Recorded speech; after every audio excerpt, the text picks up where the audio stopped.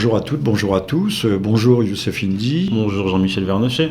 Aujourd'hui, nous sommes là pour parler d'un sujet grave, un sujet d'actualité. Nous avons parlé de la Syrie, de Daesh, d'Al-Nosra, mais surtout de la Turquie, du président Erdogan et de l'attentat qui a ensanglanté dimanche dernier Ankara, la capitale, avec officiellement 97 morts, selon l'opposition plus de 120, 500 blessés, et attentat qui a été le prétexte, ou qui est aujourd'hui le prétexte, à des déclarations intempestives de la part du gouvernement turc, et surtout déjà à des mesures de rétorsion qui sont traduites par des bombardements de la faction kurde du PKK, le parti du peuple des travailleurs kurdes.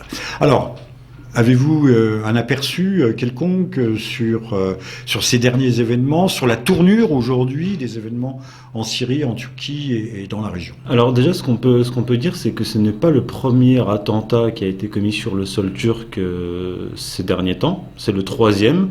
Visant des opposants politiques d'Erdogan, kurdes en particulier.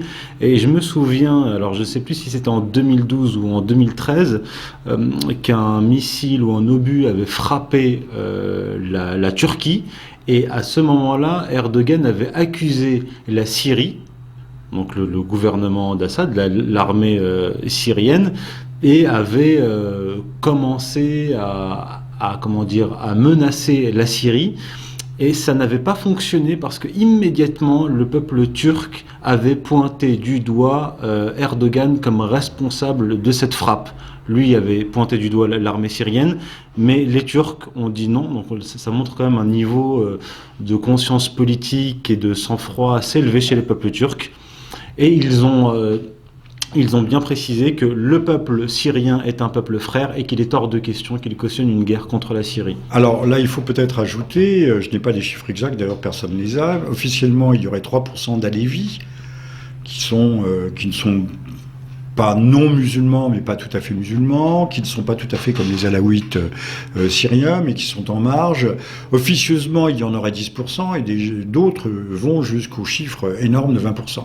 Ce qui montre bien qu'il y a déjà une opposition culturelle, ethnique, ethno-confessionnelle, qui n'est pas seulement kurde. D'ailleurs, parmi les Alévis, ou de confession Alévi, nous avons des Kurdes.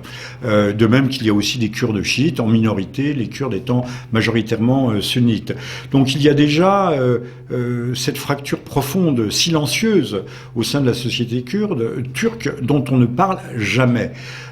Qui plus est, aujourd'hui, il y a une coalition montante, celle qui manifestait dimanche à Ankara, qui regroupe à la fois des partis kurdes, mais des partis d'opposition. C'est une sorte de coalition qui a conduit le pouvoir à renouveler les élections législatives. C'est le 30 novembre, c'est ça ? Début novembre, ou 1er novembre, début novembre. Donc c'est tout proche.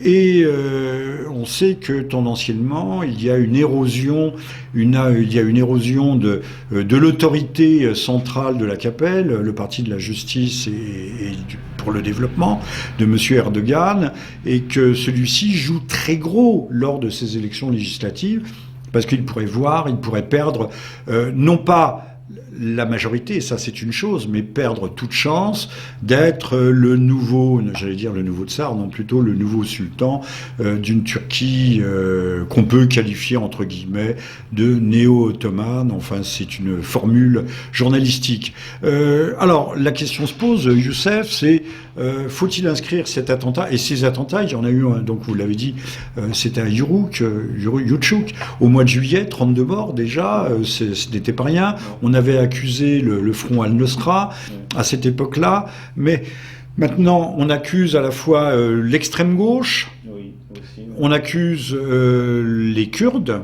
et également Al-Nosra. Ouais. Mais M. Erdogan confond tout le monde dans la même opprobre en disant que de toute façon ce sont tous des terroristes qu'il faut combattre d'une façon identique. Alors je conclus et je vous pose cette question, c'est savoir que M. Erdogan Peut-il tirer un bénéfice de cet attentat?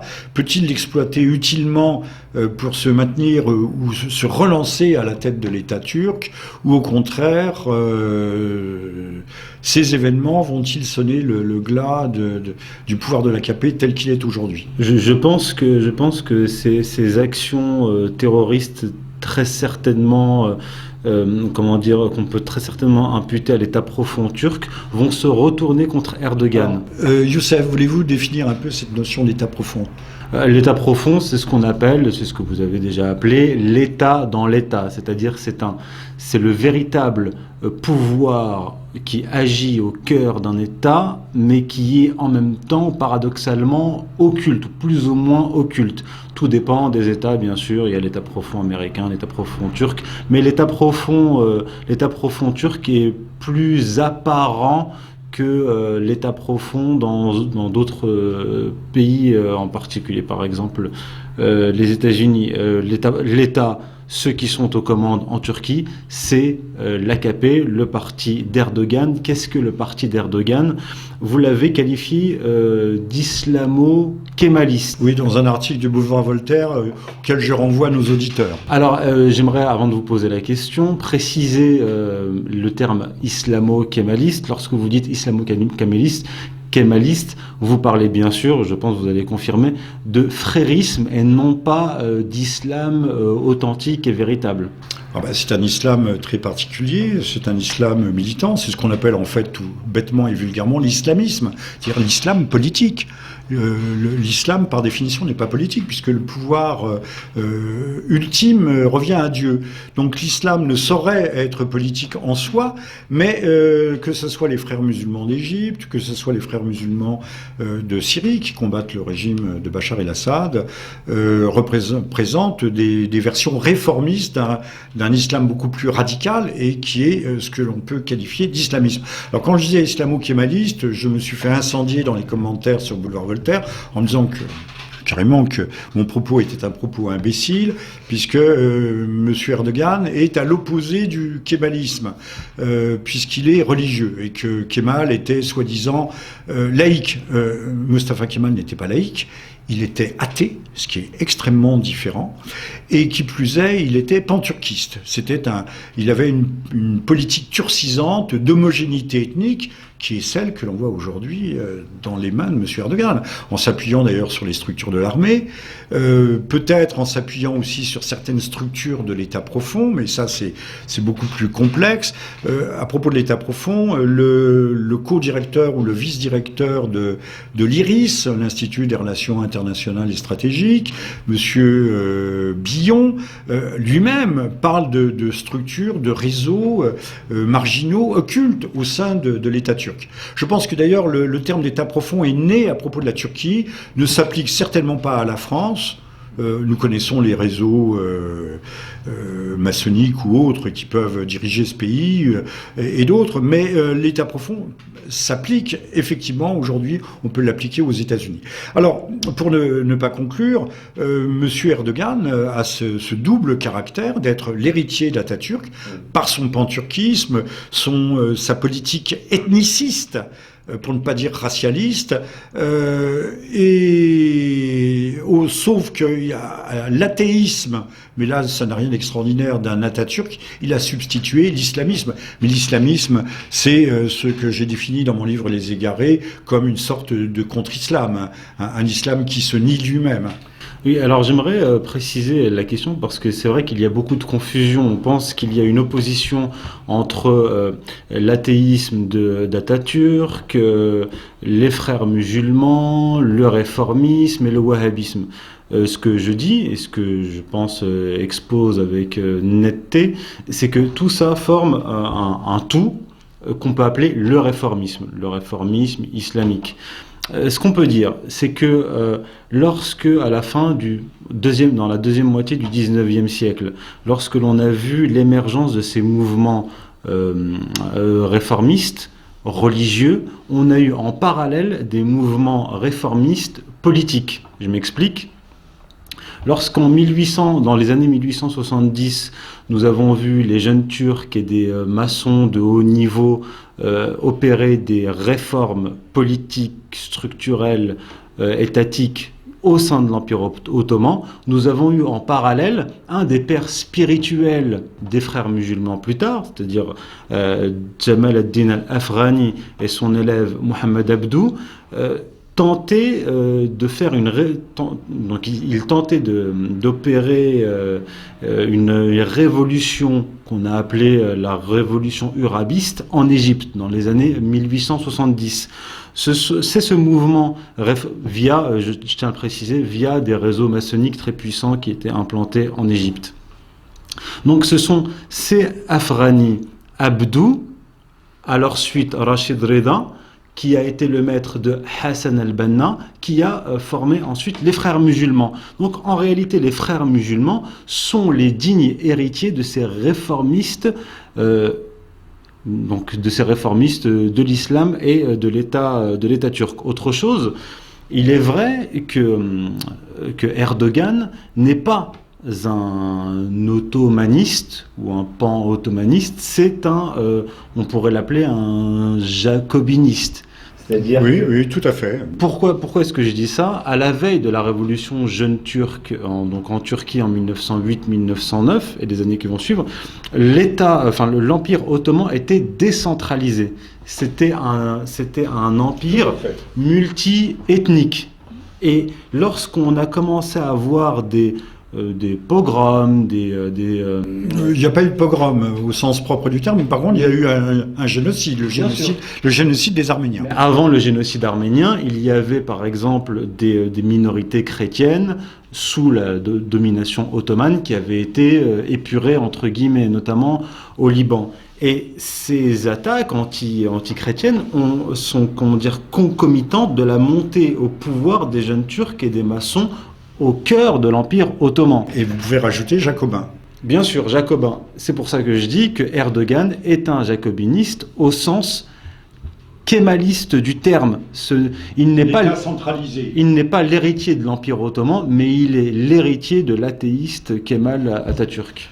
Oui, les jeunes Turcs sont arrivés au pouvoir en prenant pour modèle exclusif la Révolution française, et c'est la tendance unioniste, jacobiniste, comme vous dites, qui l'a finalement emporté. Alors je vais risquer un parallèle entre les réformistes musulmans et une situation qui a prévalu justement, mais au même moment il y avait cette fermentation extraordinaire au début du XXe siècle. Je pense que c'est vraiment l'époque charnière, l'époque de la Grande Guerre, l'époque des grands massacres des minorités chrétiennes et pas seulement arméniennes, mais du génocide arménien, puisqu'il faut bien l'appeler par son nom, génocide des Arméniens.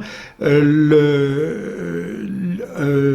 la même époque, que ce soit en Allemagne, même dans l'Allemagne impériale, mais surtout en Russie, on voit s'affronter des mencheviks et des bolcheviks. Les mencheviks étant des réformistes, et sous le vocable menchevique, cela regroupe les sociaux-démocrates et les socialistes révolutionnaires qui visaient le même but que les bolcheviks, mais de façon plus modérée, si l'on peut dire. Monsieur Poutine parlait hier de terroristes modérés, voilà. Disons, nous utilisons des bombes modérées contre les terroristes modérés pour faire suite aux reproches que lui faisaient le Pentagone et la Maison-Blanche. Alors revenons à nos mencheviks et à nos bolcheviks, puisque personnellement, et c'est une idée que j'aurai peut-être l'occasion de développer, nous trouvons en 2017, à la veille d'une révolution mondiale, qui est du même type que la révolution bolchevique, qui a embrasé la Russie, mais qui aurait dû embraser normalement toute l'Europe. Ne pas oublier que le 11 novembre 1918, un armistice est signé, la guerre cesse.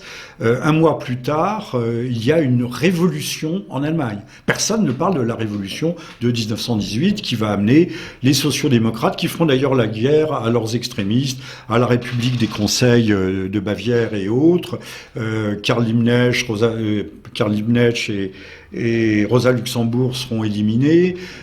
Donc on ne va pas revenir sur cette période, mais je pense qu'aujourd'hui, bien sûr, le cas de figure, il n'y a plus un prolétariat paysans comme dans la Russie, il n'y a plus l'armée, mais il y a d'autres forces qui sont en œuvre, notamment les forces en mouvement du tiers-monde, qui peuvent être utilisées pour faire basculer, peut-être et sans doute à l'occasion d'une guerre, puisqu'en Russie, 1905, c'est la guerre contre le Japon, et il y a une amorce de révolution qui va très loin, qui va extrêmement loin, qui manque de réussir, et ce que Parvus aura manqué en 1905, Lénine et Trotsky le réussiront en 1917.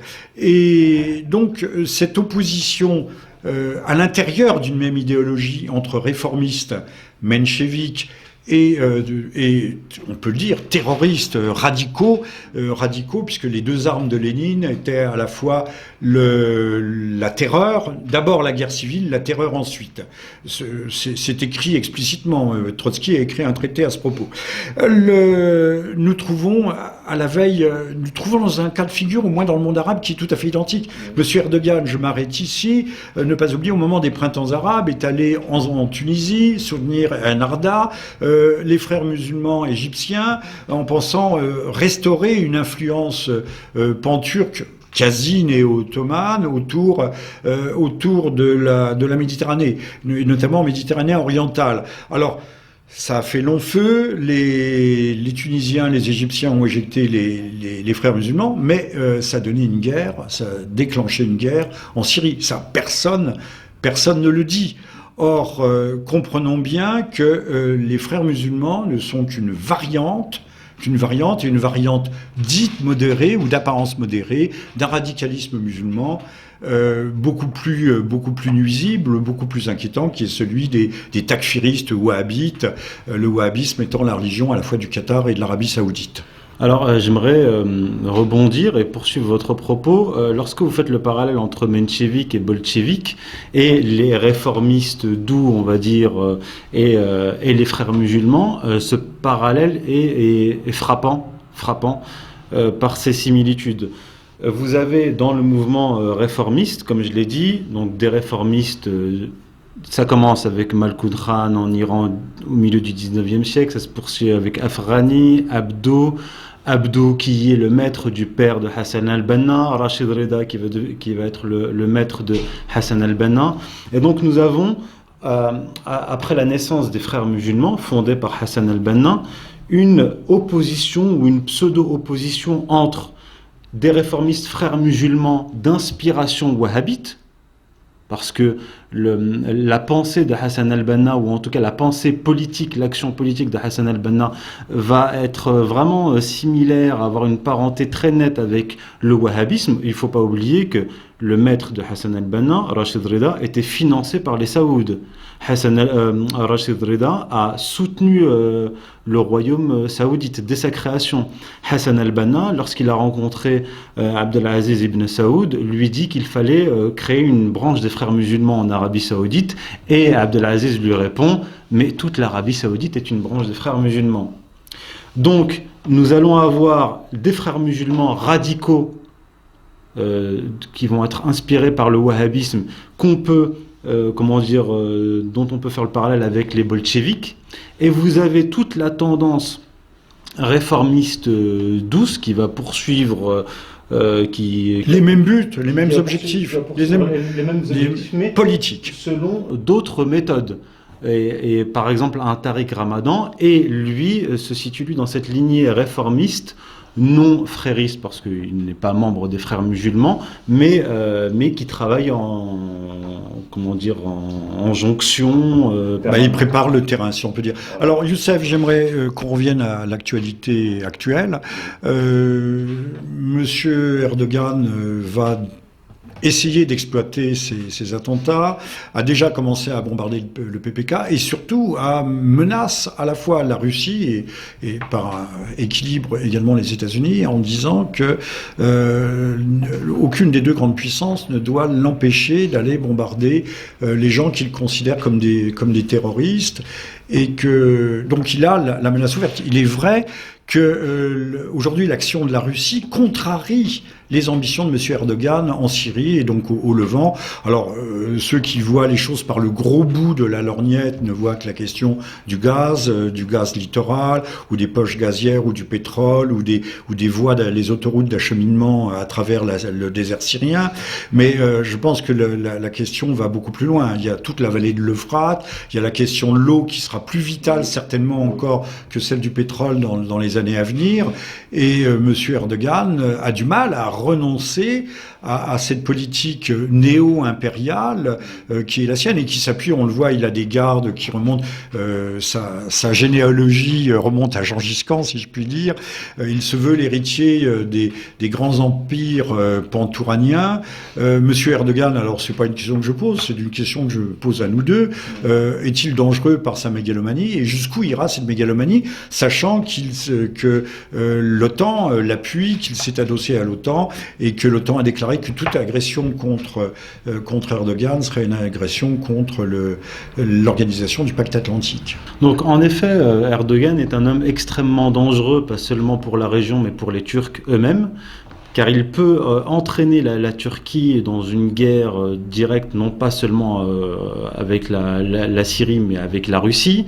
Il faut dire autre chose, c'est que la Turquie joue un jeu, on va dire, solo, en utilisant l'OTAN. C'est-à-dire qu'il s'imagine qu'il peut utiliser l'OTAN pour avancer ses pions, notamment au nord de la Syrie.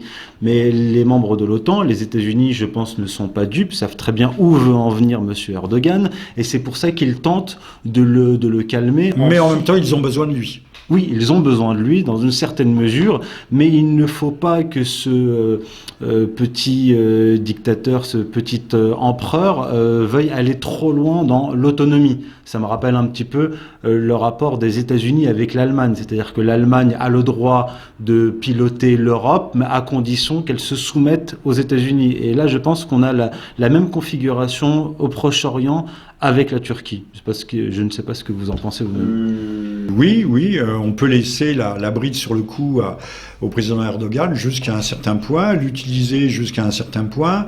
Monsieur Poutine, très finot d'ailleurs, puisque Erdogan a menacé de rompre les contrats gaziers de gazoducs, de léoducs et autres qui doivent traverser, en provenance de Russie, qui doivent traverser la Turquie.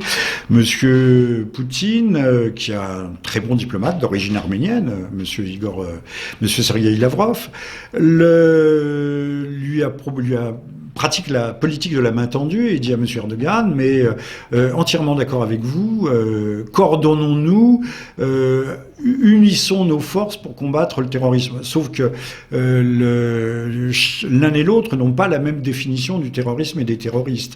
Et évidemment, parce que lorsque Erdogan, frappe les terroristes, il ne frappe pas Daesh, quoique 2 ou 3 frappes par-ci par-là, mais il se concentre surtout sur le PKK. D'ailleurs, il faut insister que durant des années, depuis la crise syrienne en 2011, Erdogan, la Turquie, soutient les terroristes, a abrité les terroristes, et la Turquie est devenue une base arrière des terroristes qui attaquaient et qui continuent à attaquer la Syrie. Alors, le Daesh, c'est bien, mais on sait qu'Erdogan, non seulement a installé des camps d'entraînement pour Al-Nosra. Al-Nosra, c'est aussi Al-Qaïda, qui est soutenu par les Américains. Également, alors, les camps de la CIA sont, paraît-il, beaucoup plus efficaces que ceux du Pentagone. 40 millions de dollars pour former une quarantaine de bons hommes qui sont passés avec armes et bagages immédiatement dans le camp des super extrémistes radicaux, takfiro, salafo, je ne sais pas quoi, wahhabites. Et M. Erdogan est quand même... Il finira peut-être par se prendre les pieds dans le pinceau, comme les États-Unis. On combat le terrorisme, mais en même temps on l'alimente. On sait que les Américains viennent de livrer des quantités monstrueuses d'armes anti-chars, le fameux missile TOW, qui bloquent l'avancée de l'offensive terrestre syrienne. Donc on combat, d'ailleurs... Al-Nosra, c'est Al-Qaïda, mais Al-Qaïda, c'est pas Al-Qaïda qui a fait tomber les tours jumelles de Manhattan. C'est extraordinaire. C'est quand même extraordinaire. L'Amérique italienne utilise, instrumente, forme, arme, soutien, finance des gens qui ont soi-disant perpétré sur leur propre sol, il y a maintenant 14 ans, le plus terrible des attentats de l'histoire moderne. Enfin, on croit rêver. Et c'est exactement ce que vient de mettre en évidence, en fait, Poutine, en attaquant les rebelles terroristes et Daesh, il a réussi à mettre en évidence la duplicité, les contradictions, l'hypocrisie à la fois des Turcs, des Américains, mais de tous les alliés des États-Unis et dans la région. Alors on peut dire que ce conflit est un très très puissant révélateur, justement, à la fois de ses contradictions, mais également des mensonges. On nous a caché, mais les initiés ne l'ont jamais ignoré, la main cachée des États-Unis derrière Al-Nosra, derrière la soi-disant rébellion.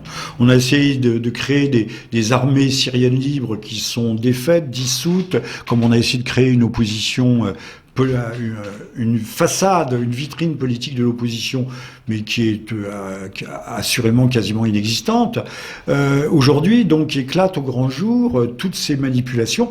Reste que le grand public ne le sait pas, parce que ce que nous disons, il faut lire les journaux. Or, aujourd'hui, ce que lit le grand public, ce sont les journaux télévisés. Or, les journaux télévisés n'abordent jamais ces questions sur le fond.